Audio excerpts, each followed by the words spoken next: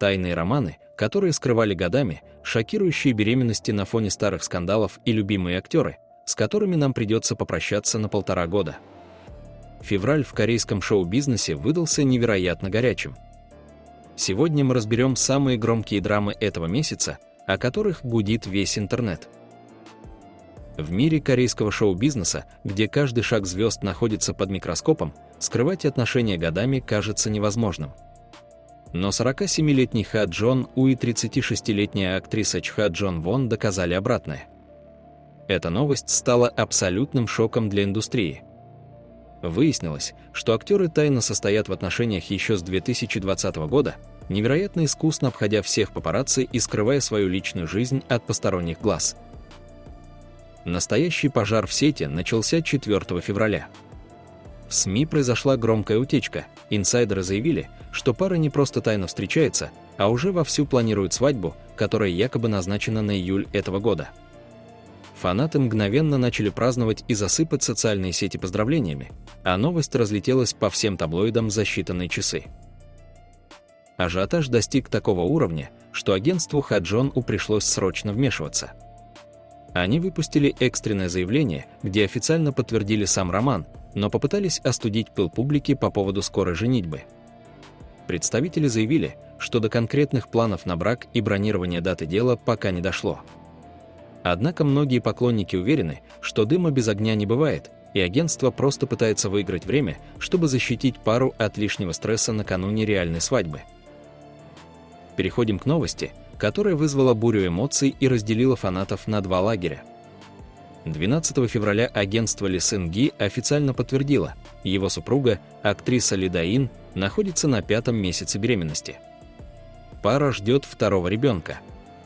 Их первой дочке исполнилось 2 года как раз в этом феврале, и теперь семья активно готовится к новому пополнению. Казалось бы, это исключительно радостное событие, но в сети снова вспыхнули старые конфликты. Тень грандиозного скандала вокруг отца Ли Да-ин, которого обвиняли в финансовых махинациях, до сих пор преследует пару. Многие нетизены так и не смогли простить Ли Сын Ги этот брак, считая, что он пожертвовал своим безупречным имиджем. Практически каждая новость об их семье неизбежно собирает как искренние поздравления, так и очень резкие комментарии хейтеров.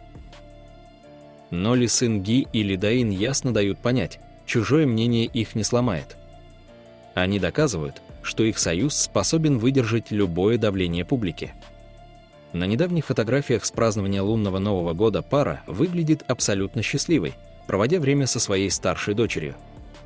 Ли Сын Ги неоднократно заявлял, что его главная цель – защищать свою семью от нападок, и сейчас они стараются избегать стресса, полностью сосредоточившись на здоровье будущей мамы. Февраль принес суровую реальность для всех поклонников корейских дорам. Целая плеяда наших любимых молодых актеров достигла призывного возраста и готовится надолго покинуть экраны. Тема грядущей военной службы сейчас бьет все рекорды по просмотрам и обсуждениям в корейском сегменте интернета, заставляя фанатов хвататься за сердце. В списках на скорое зачисление в 2026 году числятся главные краши последних лет. Речь идет о Ли Джеу Ке, Ким Йон Дэ, Квак Дон Йони и Хон Гёне. Каждый из них сейчас находится на самом пике своей карьеры. Актеры стараются использовать оставшееся время по максимуму, активно снимаясь в своих финальных проектах перед уходом, чтобы оставить зрителям как можно больше контента. Для фанатов это означает лишь одно – нужно морально готовиться к долгому расставанию на целых 18 месяцев. Социальные сети уже переполнены грустными видео и таймерами обратного отсчета. Агентства звезд сейчас выстраивают графики так, чтобы заранее отснятые дорамы и фильмы выходили постепенно, пока актеры отдают долг родине, хоть как-то сглаживая их долгое отсутствие. И, наконец, мы подошли к 4-й, самой мрачной главе нашего выпуска.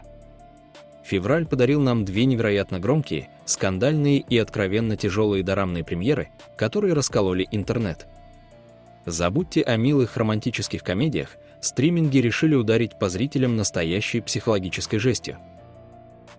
Начнем с долгожданного возвращения потрясающей Шин Хе Сон. 13 февраля на Netflix вышел триллер «Искусство Сары». Актриса взялась за самую сложную роль в карьере, сыграв девушку социального дна, которая создает себе абсолютно фальшивую личность успешного топ-менеджера Сары Ким. Сюжет стартует с шокирующей находки. В канализации Сеула обнаруживают изуродованное тело, и все улики указывают на то, что убита именно Сара.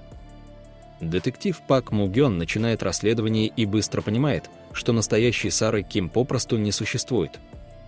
Шин Хе Сон виртуозно примеряет на себя разные личности, и в сети ее уже называют главной претенденткой на актерские награды года.